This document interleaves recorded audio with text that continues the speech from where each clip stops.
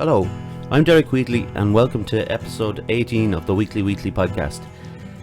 Thanks for tuning in as always for last week's episode, which was a lot of fun with Josh, who was a returning guest. We are at the moment approaching June 8 when people can start coming out of the 20 kilometre zone, and I can kind of get back into the plan of who was to come on when, and it's just a bit mixed up at the moment, but it's all good. The people I were having back on were going to come on anyway, so it's fine. There's been a good rise in the listenership from that episode, because to listen to two people talk is always more interesting than just me every week, and I understand that I don't have a big ego, so it's all good. Yeah, we're going to try and keep it a bit light, because there was a lot of it was kind of frustrating week with the news cycle and stuff like that. So I'm not going to go into it, because people are frustrated about seeing this stuff, and whether it's in Athlone or it's in America or wherever it is, it's not exactly nice to talk about. So we'll skip forward, and I'm going to introduce my guest. Joanne Gibbons is a singer and also a great supporter of the podcast. Thank you for showing up today. No problem. Happy to be here. In this, I would say, sauna temperature room. Oh, it's not too bad yet. I'll give it some time. It's about 110 degrees in here, if anybody wants to keep a note of it, because this room we got a slanted roof and the sun just beating down. It's just get a bit of air in here at all. But Joanne, could you just give us a bit of a short history of your upbringing, please? Okay, well, I'm from Mayo. I grew up there. I lived there for the first 18 years of my life. I have one sister, and she's 5 years older than me, so we would have pretty much spent all our time together when we were kids. Had two parents living at home. Went to a small country school, so there's about 50 of us in the school. All in the same class? Yeah, the whole way up through it. Know them all, they're all my best friends. Yeah. So 50 of us in the school, which was, enough. But so then when I went to secondary school then when I was 18, and there was 170 in the whole school, which is usually what I hear from schools in towns, is the whole class of 170 rather than the school. So 170 was still enough people for me, but as small as it was. Yeah. But we grew up pretty much out the country, so dotted into town when I needed to. Yeah. And what the nearest town is? Castlebar or Ballinrobe. Oh, right, okay. Yeah, but Castlebar is the main one, yeah. Nice. So like I always kind of have the same first two questions, and then I go rogue on it. So the first is always about the growing up, but the second, because obviously it's a mental health podcast primarily. When did you first become aware of mental health, whether it was your own or someone you knew, or just in general through media or whatever? I did think about this question before when I heard you ask other people, yeah. And I don't think there was a specific point in my life where I was aware of it. I would have heard, you'd hear things on TV and you'd kind of hear it in passing about mental health, but you'd never really think about it in your own life. You'd kind of have to step back and think, does any of that, come into my own life? None of my friends, luckily enough, as I was growing up, I never saw it in any of them. Now maybe I was just unaware of it, but I know I hear of people who have friends that when they're older they unfortunately take their own lives. Yeah. But I was lucky enough not to experience that. But I'd say it was more so when I was in my late teens, and I became aware of the fact that excuse me, I became aware of the fact that I kind of suddenly, my mood, my form, everything changed. Okay. But I didn't know it was to do with mental health at the time. I thought I'm just very cranky. I just, nothing in particular had happened, but I just all of a sudden was very, very down all of the time. Yeah. And I wouldn't take it out on anybody, but it was very obvious that I wasn't myself, and that was probably where it began from there, the journey, I suppose, of looking for doctor's advice, like what's wrong with me. Yeah. and like When it was happening, was it a particular thing that would, how would it manifest itself? Would it be a change in environment? Would it be somebody in your life that might have been kind of toxic and as such? Was it something, or was it just just like a cloud, as people describe it a lot of the time? Most of the time it was just a cloud, to be honest, a kind of a feeling for days upon days. Obviously some things would happen that would bring me down a bit more, things I would be quite a sensitive person anyway, so some things would happen, or something might upset me and it would add to the cloud. Do you know what I mean? I'd be more sensitive at that point when I'd be down, and things would add to it. But I think in general it was just a feeling that would come on me. It wasn't actually from circumstances that would bring me down. Yeah, I think I'd say that's probably true for most people now. You go back to people who have been, like, whether they're physically abused, sexually abused, obviously that's something that caused it. But it's very hard for some people, like for me, for example, to put exactly the I can put a date on when I felt the very worst, but I can't exactly find the lead up to it. So it was like a kind of a smooth transition into it, almost, like not in a good transition either. How would it, like, so in your, like, I suppose you kind of cover this really in your answer, but like in your day-to-day life then, if you were having a really bad day, would you hide away, or what way would you approach it, I quite good at or became quite good, I don't know what I just said there, at just, I suppose coping is the word. It's not the best word in the world, because you shouldn't have to cope with your mind, but you have to. When I went to college, I'll just skip past that really quick. I went to college for 2 years in something I shouldn't have gone to college for. It wasn't my thing at all. But after that, I went working, and obviously when you go into work, you have to, do your job, no matter what sort of way you're feeling, you have to do your job. So you just kind of, you have the thoughts in your head, you have the feeling, and you kind of, not that I was, I suppose you could call it faking it, but I was just, you can't bring everyone else down with you, so you have to put on a happy face. Yeah. And it was just kind of, I guess you would go out, do what you had to do for the day, and then when you come home, God, you just wallow. You can feel sorry for yourself, I guess, after the day of acting. Well, because it's such a slump. Like, if you're pretending that you're happy and you're getting on with your co-workers and just getting on with your general day, it's like twice the drop if you've gone from that. If you've been in a day where everything's just all right and then you feel down, it's bad enough. But then when you have to, like, pretend for ages, that's the worst part, I think. What I found of being, having depression and things like that, that you do have to act a lot, like, because you're worried that other people will think differently of you or think bad of you or whatever. So I find that quite hard, Yeah.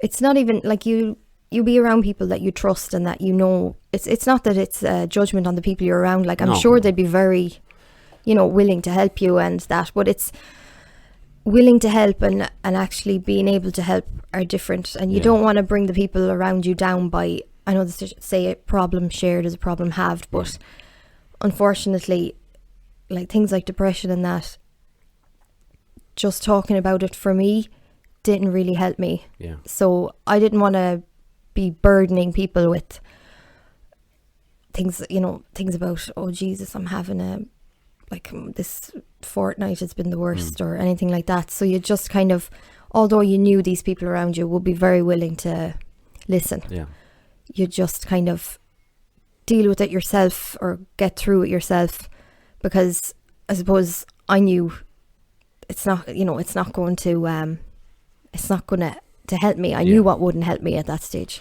Yeah, you get used to the feeling of it, and you kind of think, well, this is what at the time you think this is what I'm left with. This is me now. Yeah. And when you decided that maybe enough was enough or whatever, and you had to go to the doctor, was that your own choice, or had you spoken to someone? And well, I I suppose I would have told my mother at the time. She would have noticed that I was down and that. Nothing about depression had really come up. I suppose she didn't want to be projecting that onto me, making me think I'm depressed, because obviously that's not for her to say. But I would have spoken to her about it, and I probably made the decision myself to go and just talk to a professional. I went to my GP at the time. At this stage, when I was 18, I moved to Athlone to college. When I left college, I stayed in Athlone, so I went to my GP in Athlone. And I suppose at first I just explained my symptoms. And one thing that I find is that before I had even finished saying what I felt, the word counsellor was like thrown at me, like, we'll send you to a counsellor. It was like they knew they were going to say that before I'd even finished the sentence. So I was like, okay, we'll go with that then. You know, they know best. And they sent me for, I actually had to wait a good while, like everybody does, like it's a long waiting list. And I went to a counsellor then for, I think it was 8 weeks, 8-hour-long sessions, and it was fine. I still didn't know why I was feeling the way I was, but I went to the counsellor anyways, and he was a grand fella, like, you know, he was good at his job, but it just wasn't what I needed. You know, when I'd go in there, I'd be going in before work at 9 o'clock in the morning or whatever, and it was like I wasn't in a low then, so I couldn't really describe to him what I'd be feeling. I was kind of talking about the past with him and nearly making myself feel worse by telling him about something just to bring him up to date on my story, you know. And sure, by the time the 8 weeks was up, that was it. Like there was no follow-up, you know, appointments. There was no advice. There was no come back to me after the 8 weeks. So I kind of had to just go from there myself, you know. And no disrespect to the counsellor, he was doing a fine job. It was just that talking about it, he wasn't there to diagnose me or anything, or tell me why I was feeling the way I was, or why these things were happening, or like why I was 2 weeks of pure sadness for no reason. He was just there to listen to my stories, and that was it. Like, I you know, and I wouldn't. Everybody has different styles in their job. Like any job, it doesn't really matter. But like whether you're a counsellor or a psychologist or whatever, they all have different styles too. And I found with the few that I've been to that I had to, that, you know, just didn't suit, like. And it's kind of unfortunate. And like what you said, I haven't met anyone who wasn't a nice person. And no doubt they're good at their job, but it just didn't suit me, you know. So it was kind of, I never went to a counsellor now, but I went to like whatever it was, a psychologist and CBT and all that stuff. And it was great. But yeah, like sometimes you just don't seem to click with them, or they're kind of, their style is just so far removed from what you need. Do you know what I mean? Like it's like that whole, they're kind of distancing from you almost, like. And you want something a little bit closer and a little bit warmer or something, like. There wasn't much communication. Like he'd ask questions and kind of, you know, lead you into the next part, but it wasn't like we didn't become best friends or anything. I still didn't feel like he really knew me or understood me, and it was only 8 weeks, and that's not necessarily his job to know me or that, but I guess I was assigned the appointments, and I went, and I turned up, and I did what I told the truth. Like I told him everything I could to hopefully help me, but I kind of quickly copped on to the fact that it wasn't what I needed to help me. It was the wrong decision by my doctor. So I did have to go back, obviously, and say, you know, next thing. And did they initially put you on any medication, was it just a move from the doctor to the counsellor, like? No, there was no mention of medication at all. I suppose it was probably the second time I went back to the GP, maybe the second or third time. I'd say the second time he probably said, like, because of my age at the time, like I was only, what age am I now? So it would have been growing old. I was probably in my late teens, maybe coming up on 20 or something. Okay. Which was about 30 years ago. And he wasn't keen on putting me on medication. Yeah. And I wasn't keen on going on it. You know, I didn't know anyone really who had gone on it, so I'd know nothing to judge it off. Yeah. Would it work? And I suppose in my head I was thinking, Jesus, if I'm on medication, like there must be something really wrong with me, you know. And you don't know if there'll be side effects or whatever. I suppose I was watching too many films and thought, just if I take this now, like I'll go mad. Like, yeah, anything could happen. Yeah. Like, yeah. So I'd say it was the third appointment, and I would have he would have suggested it and put me on. I don't even remember the name of what it was at the time, but he said it would take maybe a month to show if it would work or like improve my mood or you know, to see any difference.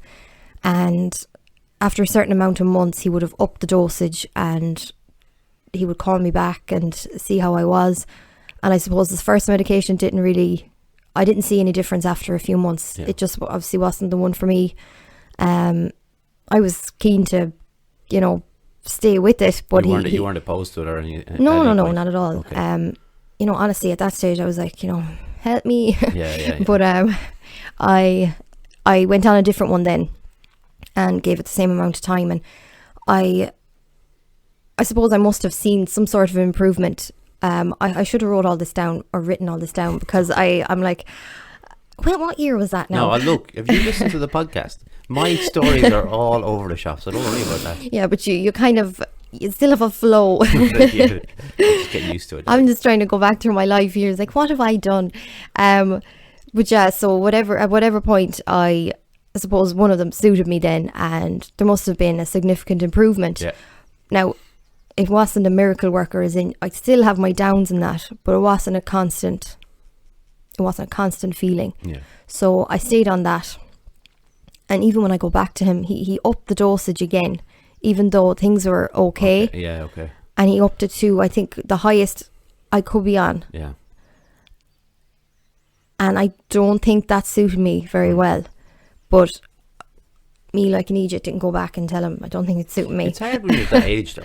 I mean, it's hard when you're any age, because they're doctors and they're trained and they're almost in a position of power, like, you know, because they have so much knowledge about it. It's very hard, like for you, say if you're 20 or 21, going in and telling the doctor that. I was the same. I was a little bit older, but I was still the same. I was very nervous about telling the doctor that it wasn't working. My GP was great, but the ones above, when I'm going to like the psychiatrist and stuff to try and tell him how I feel about the medication, it is almost going to the principal to tell him he's after doing his job wrong in school. Like it's very odd, you know. Yeah. Yeah, I know what you mean. It's like you trust them, obviously. You think if they're telling me this, it must be right. Yeah. And like, I know you definitely know your mind now, so you would know if like at this stage, you would know if something's not suiting you or whatever. You'd be able to tell them. Yeah. And rightly so, you know, it's your body, your mind. Exactly. Back then I was like, sure, look, if he's put me on it, it must be right. Best, like. Yeah. So when you so kind of jump ahead maybe a year or so, and you're on the medication that suits you at the time. Let's say you still have your day, you still have your dark days. During those dark days, like, what did you find that lifted you? Like, it didn't have to be anything, you know, major or in particular. It can just be one of the small things that just kind of gets you away from your own kind of sadness for a moment. Or did you have anything like that at the time? Did it take you a while to kind of grow to find something like that? That was a long-winded question. Could you repeat that? Basically, I know. Let me just think. I think of these questions and I'm like, God, I have no hobbies or anything. So from a young age, I always loved singing. This is how I got into this. This is how we get into the singing right now. Well done. I always loved singing, so that was always something I enjoyed. Now, I wouldn't call it an escape, but more of a thing that while I was doing it, it was, you know, it would focus me on that one thing for a while. There wasn't anything else, you know, going on, we say. So I'd say that up until I was whatever age, 19 or 20, I would have only sang on my own, and then nobody was allowed to listen. Yeah. And when I was a kid, I would have sang on top of the roof. Yeah. But then I discovered that people can be judgy, and I Yeah. decided to sing alone. So when I was 19 or 20, I actually joined a band. It was really cool. Nice. And I sang with the band, and I was absolutely terrified. But I thought to myself, if I ever want to sing in front of people, I have to do it now, because Yeah. I'm not going to get another opportunity. Well, I might have, but I was convincing myself I wouldn't. And so that got me into like singing regularly then. So I'd say I was still singing at that stage, and I would go out gigging at the weekends, and Yeah. that was like a great thing. Like there was no feeling like it really, you know. Yeah. It would get you away from work during the week, all that, all the kind of if you had a low week, I still, no matter what, would still enjoy my singing. Yeah. And to this day, that is still, like, I'd say till my last breath, I'll be that'll be what, you know, my favorite thing Yeah. to do. No matter what I get into, that will always be my favorite thing.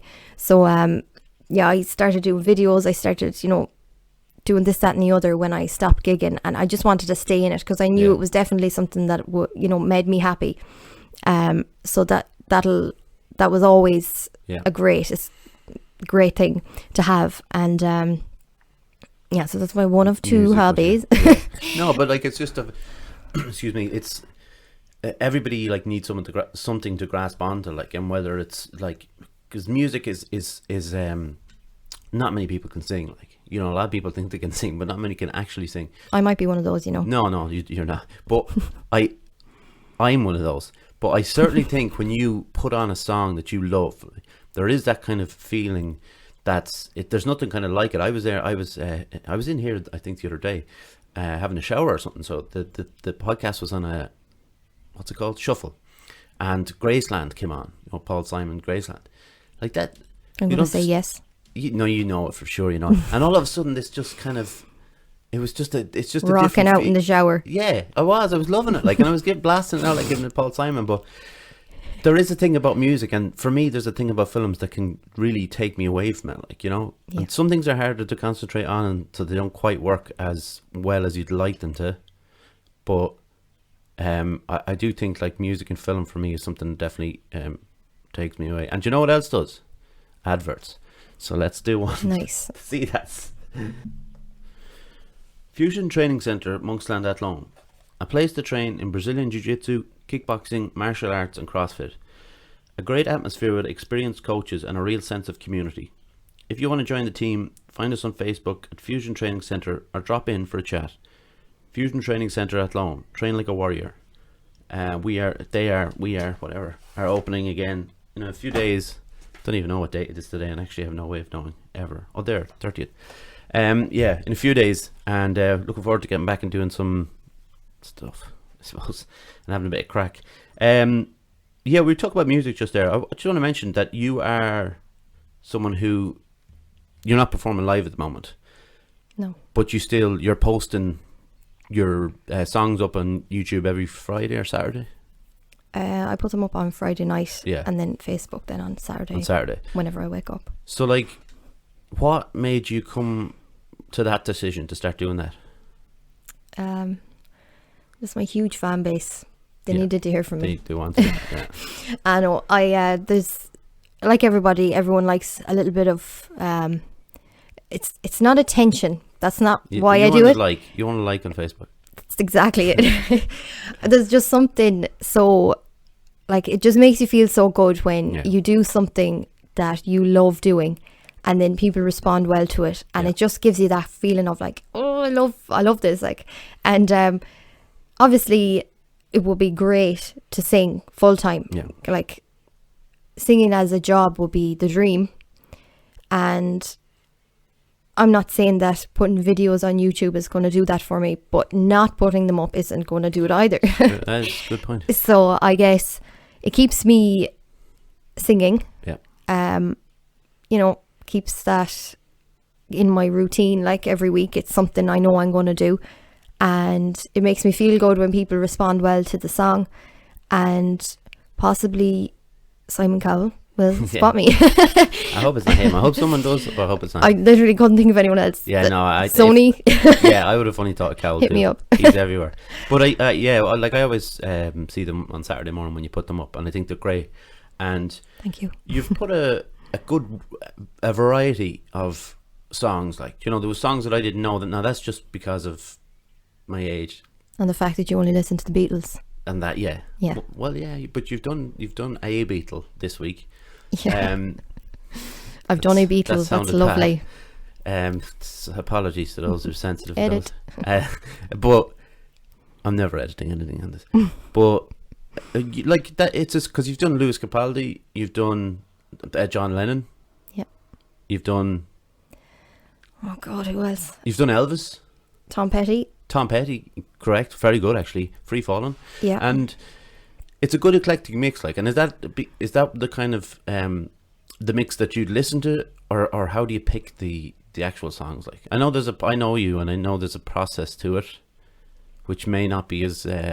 Process is a very strong word. I was going to say maybe not as smooth as you'd like, but there is a way that you pick them. Right. Well, it involves pieces of paper and a hat, right? Right. Okay. Yeah. Classic. I know. I would listen to those songs. Yeah, I would. Like, I don't have a particular genre that I listen to, but I like songs rather than, let me say, artists. Yeah. So I would have a playlist on, I don't know if I'm allowed to say Spotify. It's okay. It's okay. I would have a playlist on that would have stuff from like the charts today. This is on Spotify, by the way, people. Catch us on Spotify. You're welcome for that. Yeah, a little bit.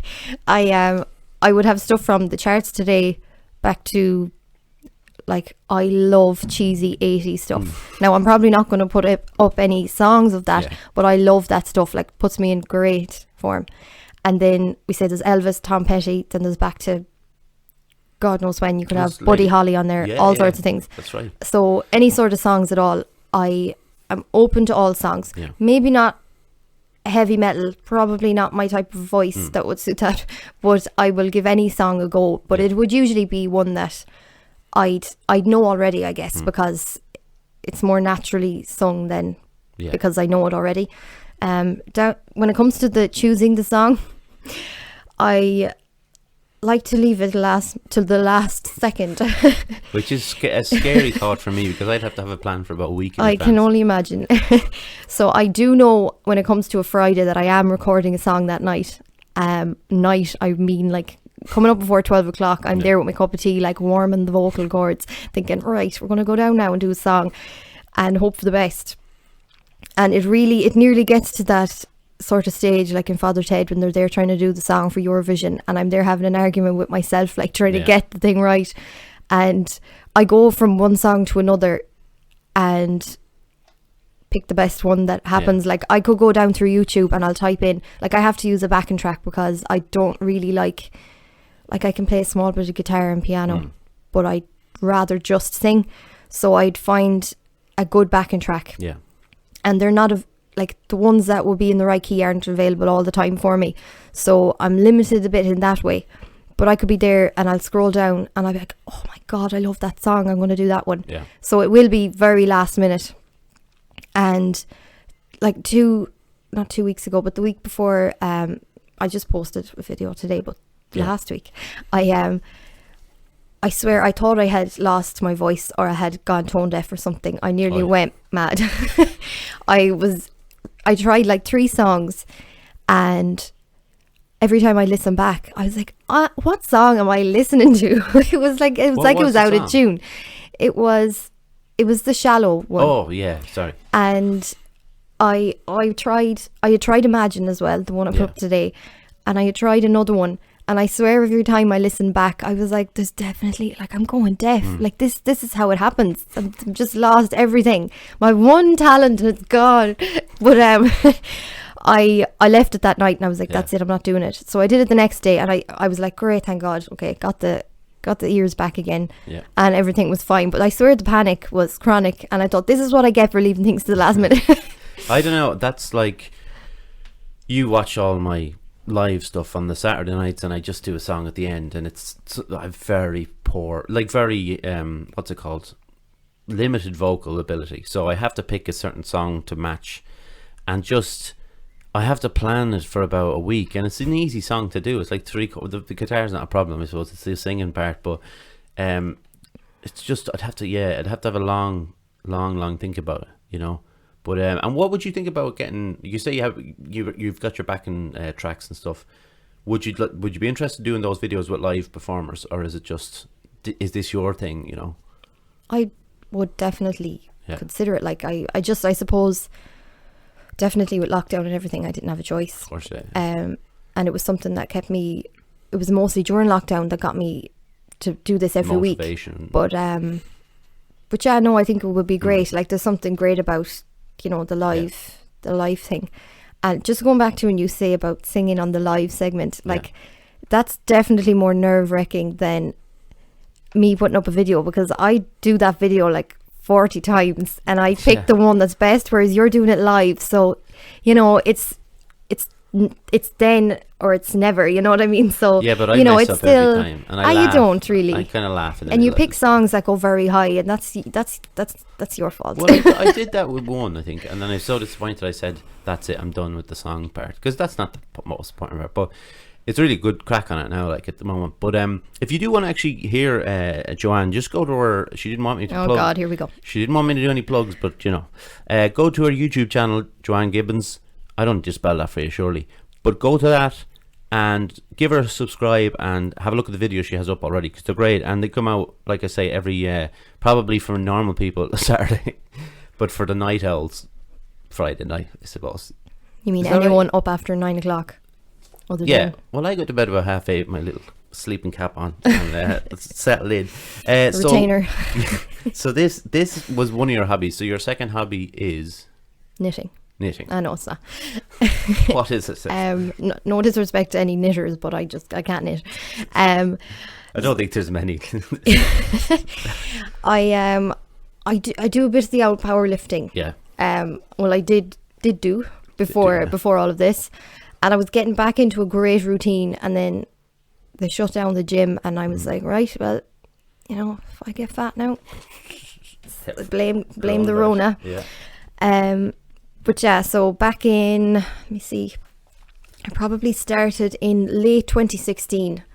I got introduced to powerlifting, and I swear the bar on my back was so heavy, I couldn't squat properly. I couldn't do anything, you know, naturally. Like I thought, this is not for me.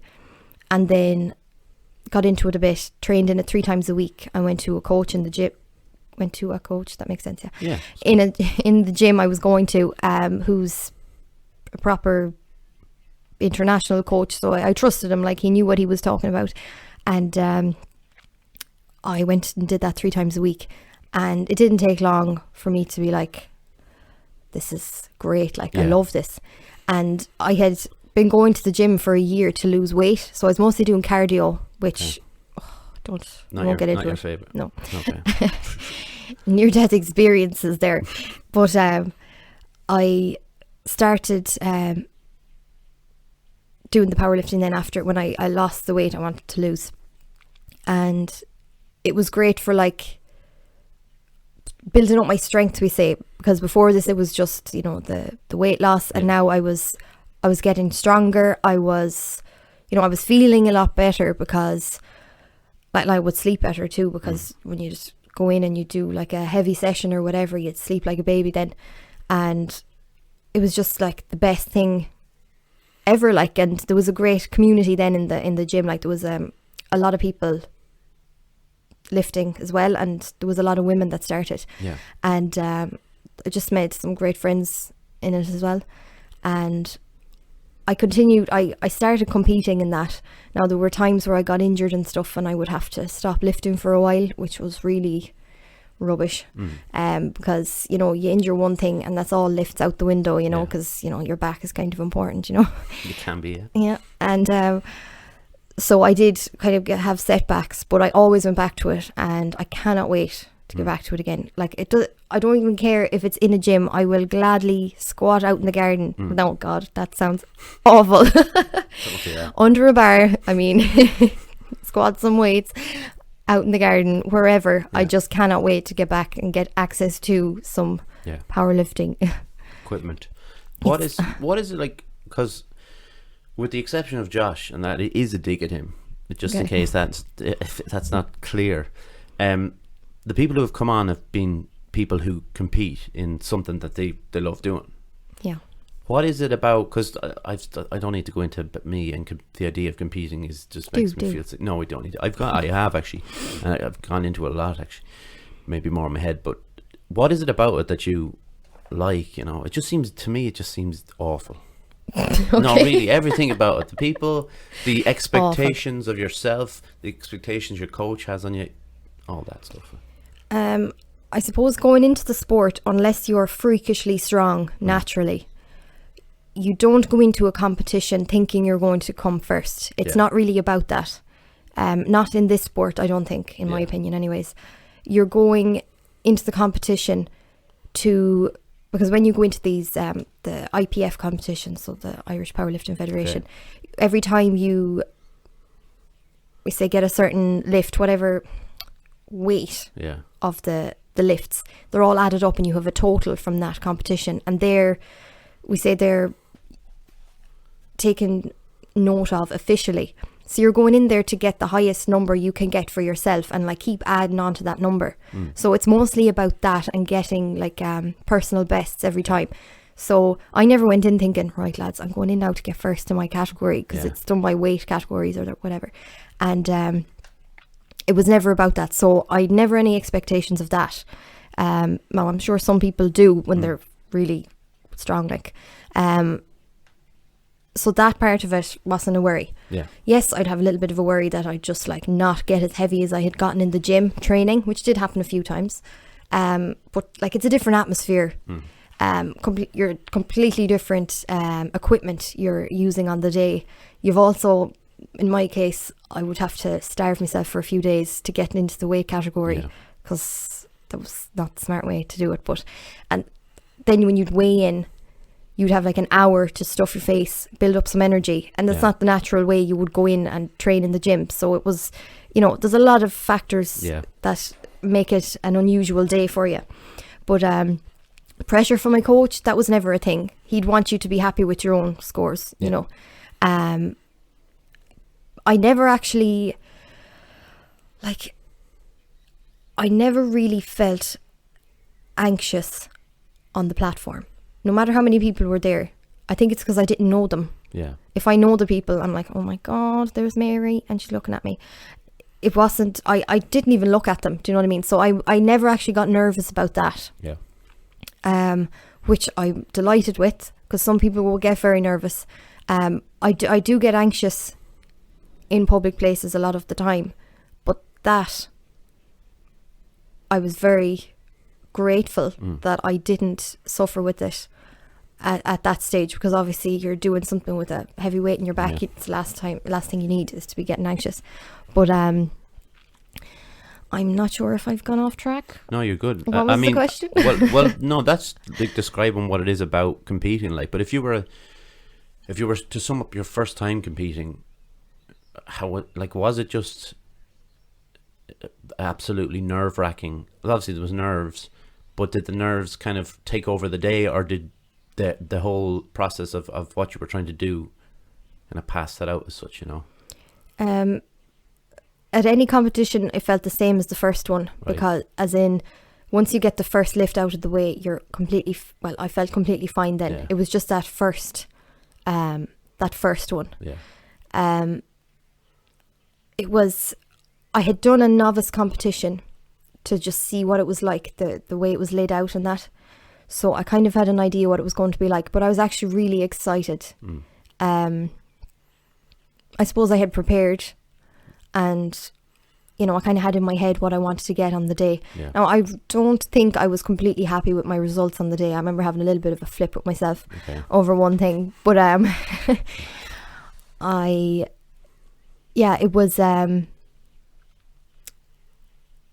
it was very exciting for me, I think. Okay, yeah. But initially when you're there, you get the shakes, obviously, before the first lift and that, and oh God, help me, my words are gone. Well, here we go. Here's a question. That's okay. Here's the question. Any comparison with live performing? Oh, live performing is way worse. Yeah. Because it's like, a little thing that's the same as once you've the first song out of the way, you're fine. Yeah. Like the first lift. But I guess for me, when I sing, it's something that is coming out of me. It's like part of me. Yeah.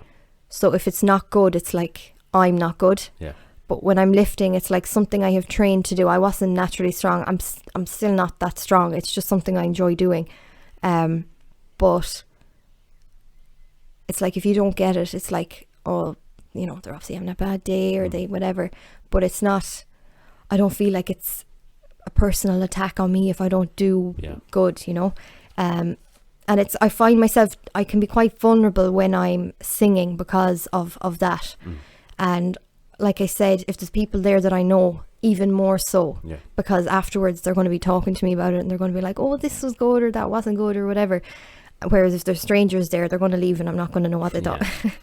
So I definitely, remembering my first live performance compared to my first competition, singing was definitely more difficult. Yeah, like I won't go on about mine, even though I'd love to. But yeah, I know what you mean. I know what you mean about live performance. But I also know that powerlifting and weightlifting is a hard thing. Probably more at the start, obviously, because it does take patience, and technique is so important. Like, it's just one of those things where if you don't know anything about it, and I didn't go into fusion, had no idea what it was like. I thought literally people just lifted it just with the weight, with their strength, that there was nothing to do with technique and the way you drop your hips and all these kind of different things depending on what you're doing. So it's quite difficult at the start because it is much more technical than you would think, if you have no idea, obviously, and it can be very frustrating, but so can music, and so can making music, and so can being in bands. And I'm not saying that about any of the bands I've been, by the way. That sounded real vindictive. So can being in bands, but I'll circle back around because I kind of went off track, right? So what was helping? That was helping with your mental health was music and singing. That's something that does help you. But say on the journey that you've come on, because I've spoken a bit about mine and the people have spoken a bit, what to where you are now, and I know you, to where were you at when you were at your lowest? Just how bad was it for you? I'd say one of my lowest times was actually in and around my first powerlifting competition, believe it or not. It had nothing to do with powerlifting. Yes, powerlifting would make me feel better when I go into the gym and train and that.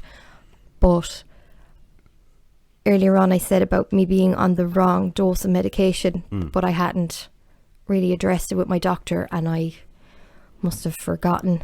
And I was just, it kind of had a counterproductive effect. It nearly made me worse. Okay. It made me more obsessive about things and uneasy. I just remember things would not just, I couldn't let anything go. Okay. Something small would happen and it would just be with me for the week. Everything bothered me. Everything was bad. And luckily the competition wasn't affected by that. That was like I said, I was very grateful that I wasn't anxious or anything on that day. It wasn't really anxiety that was affecting me at this time. It was almost as if I I had lost myself. Yeah. I had kind of become numb to everything, but felt everything, if you know what I mean.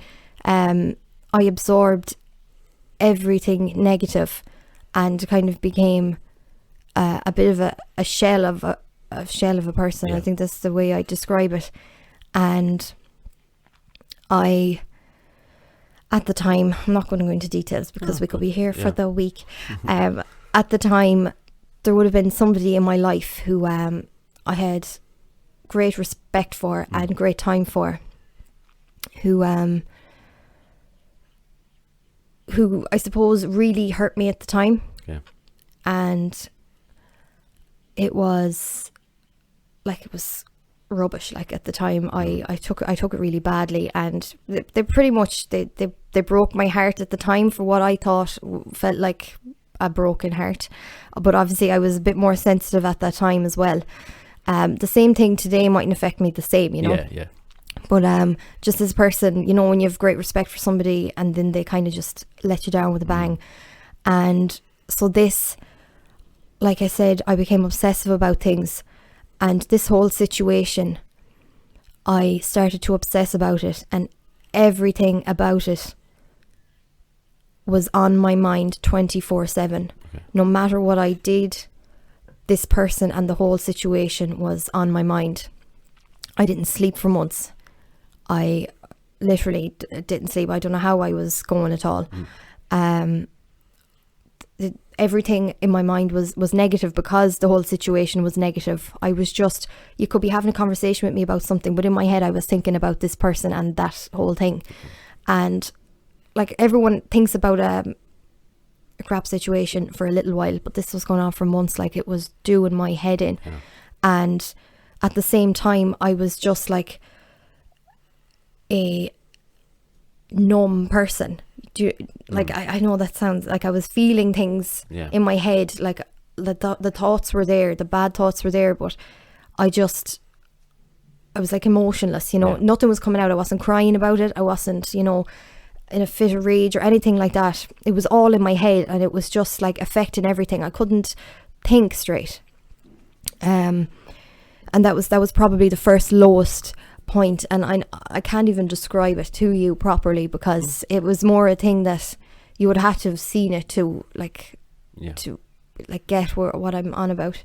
Do you think that sorry for interrupting, but do you think that the medication that you were on, because you know the way a lot of the times I'm obviously you were going through the experience you were going through, but do you think the medications you were on was something that was causing problems as well? As in, you'd said you were like a shell of a person, or you're numb, and a lot of people would describe antidepressants as something that makes them feel like a robot or kind of empty. Do you think that kind of went along with the incident, or do you think it was primarily the incident that was causing the problems? I think with whatever level of or the dose of medication I was on, it was definitely fueling the fire. Yeah.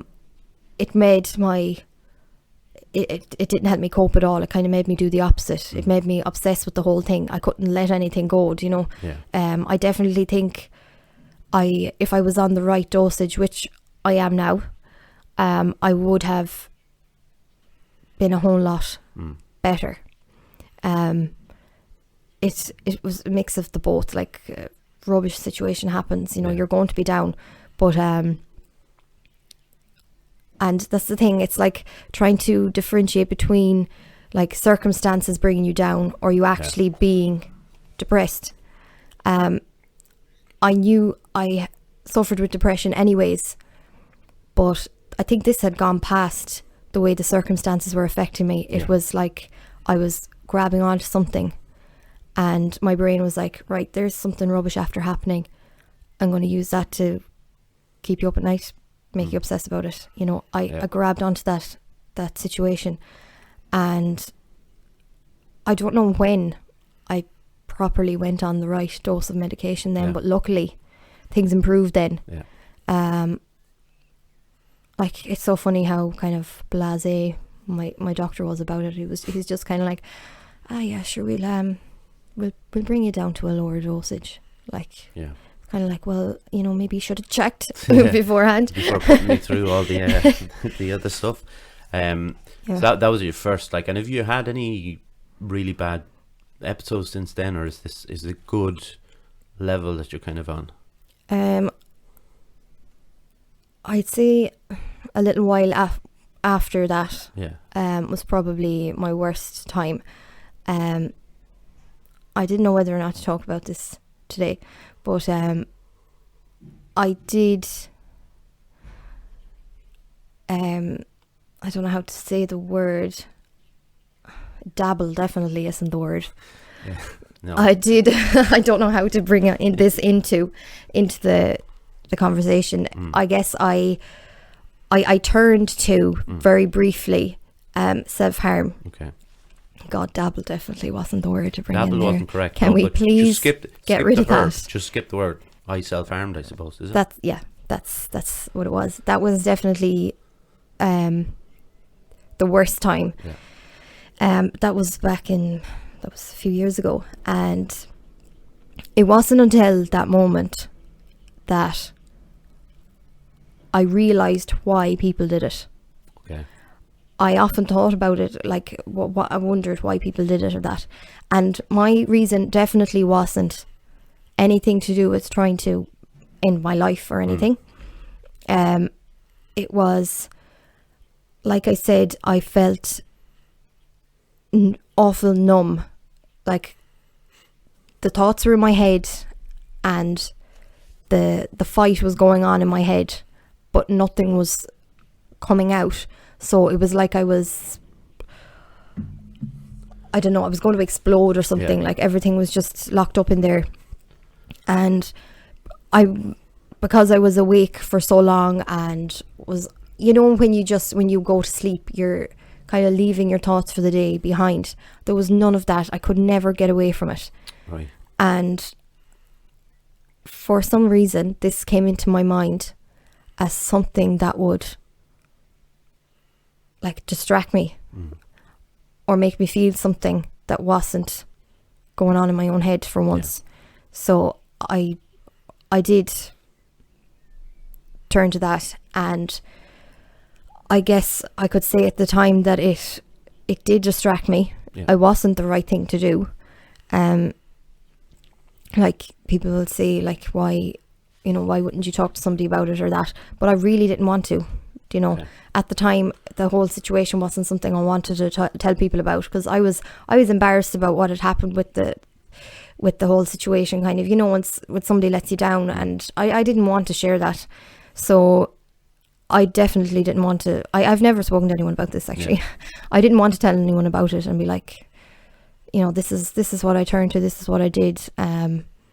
It was painful, obviously. You know, I still had nerve endings, I could still feel it.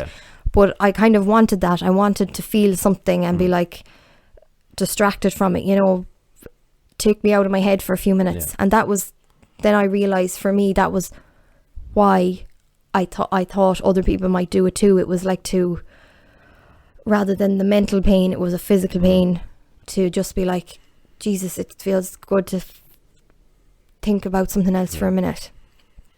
And I think it was only twice that I did it. I'm glad I didn't feel the need to do it again. And I don't know how long after that I changed medication dosage and I was feeling better. But I just, I was so not myself. I was definitely a different person altogether, and it was rotten. Like it was a rotten time. Like, I'm sure I would speak for absolutely everyone, for, you know, listening, like, to say it's very brave to talk about something like this on a platform where there's people actually, you know, there's people listening. When I hear about self-harm, it's not something that I've ever done, but it's such a sad thing to hear when people say, and it seems to be the theme when people talk about it, is they wanted to feel something. So the idea that someone is feeling nothing at all is really kind of, it's really upsetting to think of it, you know. And the people, like, when I see you here now and where you are now, it's amazing. But when I see people or hear about people who took it further and further and ended up not being around anymore, it's such a sad idea that just that thought of I wanted to feel something, it really hits deep, like, you know, because like I said, I didn't self-harm, but I had suicidal ideation and stuff, and that, I'm not sure if it was the same thing, but there was certainly a sense of it where I was like, well, it was almost like I don't feel anything, so what's the point anymore, do you know? But then self-harm, I don't feel anything, but so I want to feel something. I want to feel physically, like you say, you still have nerves, and you still, you know, you'll still feel whatever you do. So yeah, like I repeat, like, thanks for sharing it, because it's obviously a big problem. Like, you know, it is one of those things that are a big problem, and you know, the people who have or do self-harm, or, you know, they're not going to be the ones that are going to come out and tell you, unfortunately, you know, because of who they feel they are, you know, that they feel that they're nothing because they feel nothing. So why would they come to anybody and tell them about it? Sure, who cares about them, you know? And that's the idea. And it does go along with suicide and things like that. And, you know, we all know, I mean, I'm just repeating a well-known fact that it's a big problem. And yeah, I mean, the more people who talk about it, the better it'll be for other people, younger people. It's not an age thing, obviously, but a lot of younger people are feeling a bit lost. It's hard to kind of go to a different subject, but I just wanted to ask you a bit about vitamin D. Yes. If you don't mind sharing, because this is something I knew nothing about. Yeah. And you shared it with me, and yeah, take it away. Take it away. Yeah, so I go to a chiropractor, and for different things with my back and that, as a result of the old lifting. And I had been going to her for a few months, and it was kind of there back when weather was still bad and it was dark and dreary out. And she kind of suggested to me that, well, I'm pale anyway, so you can kind of tell I don't enjoy the sun that much. I'm a shade type of gal. She said to me about how Irish people don't get enough vitamin D, and she said that she'd recommend that just as a supplement, that you can take tablets and stuff, but she said that she finds that people don't absorb it as well. But she said that there's this spray you can get that you just spray it into your mouth 3 times a day, or no, 3 sprays into your mouth 1 time a day. Okay. Just get that right. And it absorbs into your system better. Okay. And she said it can help with because if you're not getting the sun, which I wouldn't get much of anyways, that it would help with mood and kind of all different things in your body, like I don't know, growth, regrowth, like nails, hair, all of that, and just general well-being. Okay. And at first I was kind of thinking, right, okay, yeah. And I did go and buy it because, well, like I said to you, I honestly knew she was going to ask me if I bought it, and I thought I was like, I had to buy it in case she asked me. But I did use it. Obviously I wasn't going to throw it in the corner. But it was actually vitamin D plus K2 it was called, and she said that the K2 helped the vitamin D be absorbed. Now, I have no idea about any of this. This is just what she said. So, and by the way, she wasn't getting money from this. I bought it in a different place. A snake oil. Yeah. This had given her no benefit at all. But yeah, she recommended it anyways. I started on it, and a couple of weeks later, she was all like, so have you noticed any difference yet? And I was like, well, my nails are growing faster, if that's what you mean. But I suppose I had forgotten to take note of if anything had changed. So I started to be more aware of it, and I was kind of like, it's not that I didn't believe in it, I was just kind of like, you know, this could be anything at all. But I noticed then as the weeks went on, it obviously, like anything, takes a few weeks to kick in, but my mood in general improved so much. Like, I still have my low days, but they're just days. They don't last like it doesn't turn into a week. And do you feel that, do you know what I mean, like, when you have that bad day, do you think this is just a day and I'll be grand after this? Like, yeah, Okay. I think that now. Well, that's good. Like before Yeah. this, I wouldn't, but now I'm more hopeful about it. Yeah. I'm thinking That's good. tomorrow will be better. But I couldn't believe it. Like I felt like myself.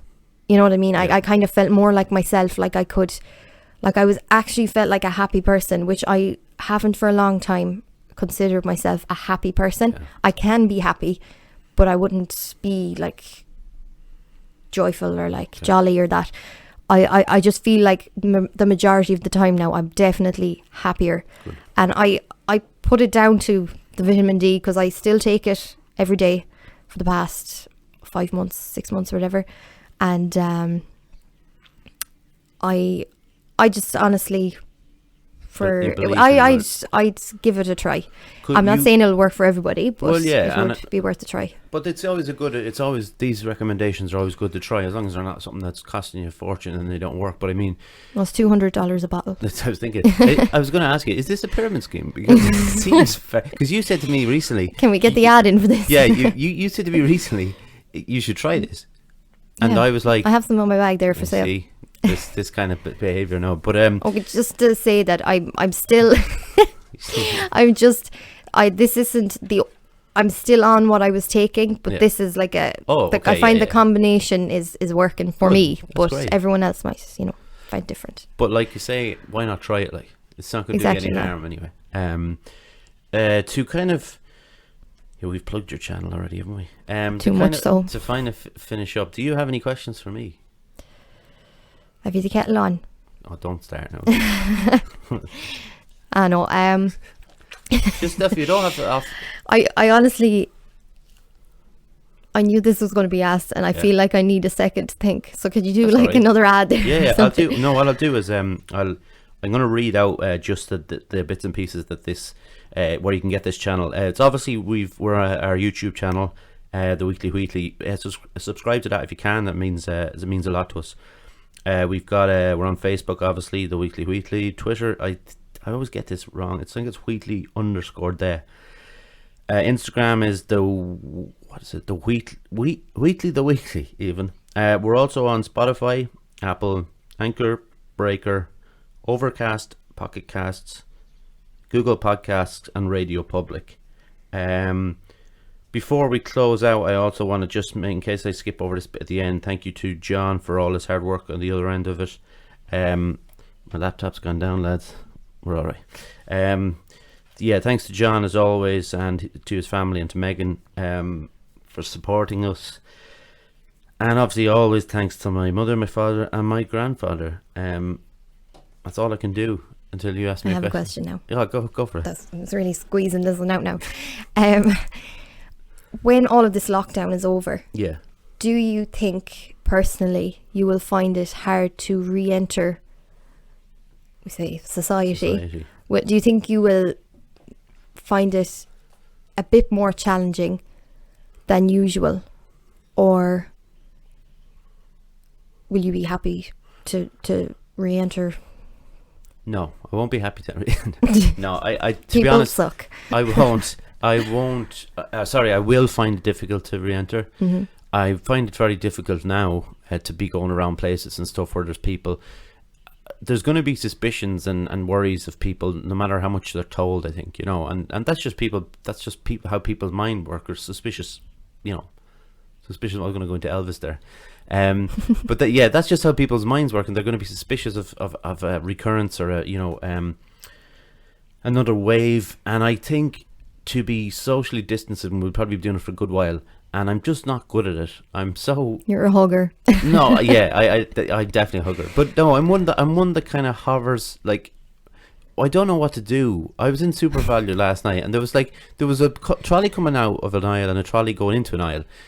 They were right beside each other, and I was standing there looking at them, and I was like, and they were going so slow. You just and hopped I was into like, a trolley. Well, yeah, I just jumped into the older lady's trolley, and she just brought me around. But I was just so I was so unnerved by it, and I think it'll take me a long time to get used to it. And I think, I even remember, I think I said the last podcast, or the week before, 2 weeks ago, and I talked about going into the shopping centre, and it was just a very weird experience, you know. Yeah. So I think I'll struggle a lot. More anxiety wise than anything else. It's not going to affect my moods as such, like. But I do think, because I live out here, and I spend time between here and the gym. That's my kind of, they're my two kind of places, and then otherwise pop into town once or twice a week to see my dad and the kids or whatever. I think those trips might be a little bit more stressful. I went out for a cycle yesterday. I was nervous on the bike. There's no reason to be nervous on a bike. It wasn't about catching anything. Like, a girl nearly went in a ditch because I couldn't social distance from her. Oh, you should have swerved out onto the road. Yeah, where the car was coming right behind me. Sure, look. Dead. Just another You have statistic. to abide by the 2 meters. No. Yeah, she did though. She went into the ditch. She nearly went toppling over. But even just on the bikes, and even just going past people who have their windows open, it's just a weird situation. So to answer your question, I think it will be a little bit difficult. It'll be definitely a bit stressful, but at the same time, there's some restrictions at the moment that are stressful too, in the sense that, like, you know, I don't get to do jiu-jitsu or, you know, those things. So it's a bit of both. 60-40 stressful. Yeah. How about you? Like, when I go into town or that to get the few essentials, Yeah. I throw my headphones in, and I go into the shop, so nobody will talk to me, hopefully. And like, I do find myself getting a little bit annoyed when somebody's all up in my space, like, kind of like, you know, come on. But I'm not thinking they're going to give me something, and I'm not thinking, you know, you're going to get anything. Yeah. They're thinking about what they're going to get off me or whatever. One thing I'm probably worried about is that people don't go back to exactly what they were doing. Yeah. Because obviously there's still a risk that, you know, it only takes one person to kind of bring a little bit of a bout back again of the old Rona. But the old Rona, as it's now known. Like That's a Mayo thing, is it? But I just be afraid of that people will kind of go back to their old ways. I'm definitely going to be more aware of, like, I'm definitely not going to go back to, you know, touching as many things as I did. Like, you know, you go into Pennies and you stroke everything you see. Exactly. You know, it's mad just how much is spread that way. Like, look at the way this has happened. But like, I kind of won't be going into town for any other reason than the usuals anyways. But I just cannot wait to be allowed to drive wherever I want. Yeah. I am sick and tired of going to just the shop. Like, I'd like to go for a spin, you know. Yeah, you can. And just actually before we close up, because this is Saturday, we're recording this, by the way, and I just want to do a quick thing with, on Saturday evenings at 6:30, I do, obviously we're not going to hear this until next week, but I do a quick summation of what I've been doing during the lockdown. What have, entertainment wise, what have you been up to? My barbershop quartet, actually. What? I know. No, is that a thing? No. That'd be class if it was. No, it's actually whatever the equivalent of that is, but it's just me. Just you. For one person. Yes. Entertainment wise, I assume you mean the song. Oh, okay. Nice little mime over to me there. The things have you been watching? Okay. Sorry, you need to specify. It's the that's, morning. That's why I said the thing with the stuff I've been watching. Oh, sorry, I wasn't listening. Neither was anybody else. I'm sorry about that. Yeah. So, thanks for the mime there. I remember now. I watched Brooklyn Nine-Nine. You love that. Oh, stop! It's like, it's just the best crack. Yeah. Like, it's great. Like, you cannot not laugh at it. Like, you'd have to be a real loud stick in the mud not to get a bit of crack out of it. And it'll never not put you in a good mood. So I just think it's great because it's like light and you can take it for its unrealistic, you know, precinct in New York. Like, this stuff definitely doesn't. Well, it might go on in these places. Yeah, but I don't know. It's an exaggerated case. Yeah, it's like they're there having like challenges and games there in the precinct and murders going on everywhere. Like, but no, it's a great show. And I watched the odd film in that. Like, I only really take suggestions off people. I wouldn't go back and watch some like 1980s thing. Yeah. I like kind of popular things, if you know what I mean. Otherwise I feel like I'm going to waste 2 hours or something, as if my time is so precious, you know. I'm kind of like, oh, can't waste any moments now on this film. But yeah, basically been binge watching that. That's all right. There's loads of it. God, I'm very boring, aren't I? Not really. You've been doing other things, but it's something that there's so many episodes of 6 seasons. It's great. Seasons. I've seen the first season, 22 episodes in that season, so there's loads of it. Like, yeah. So this is fine. Excuse me. I binge watch stuff, and I'll be talking a bit about what I've been watching this week, which you'll hear next week. I don't know. I'm so confused. And this is the first time I've done both things, and it's hard. So I'm very confused. Nearly knocked my head poster off. You're going to need a nap. I will probably need a nap between these. I will wrap it up there, so I can have my nap. Thanks very much, Joanne, for coming on. It was great. No problem. Sorry for rambling there at times. I ramble all the time. And you know what? Thank you very much for saving me from a solo gig. No they were getting tiring, and I was running out of things to say. And Josh helped me out last week, and is he back for episode 3 next week? Yeah, he's just going to keep coming back every second week, every fortnight. Josh is back. But you should start a kind of a duo podcast now. What could we call it? We'll think about it. This is running too long. Thank you very much, Joanne. Listen, thanks to everybody out there for listening, as always, and do subscribe and like whatever you have to do. We'll wrap it up there, and we'll be back with you next week. Take care of yourselves. Where's the pause button? There.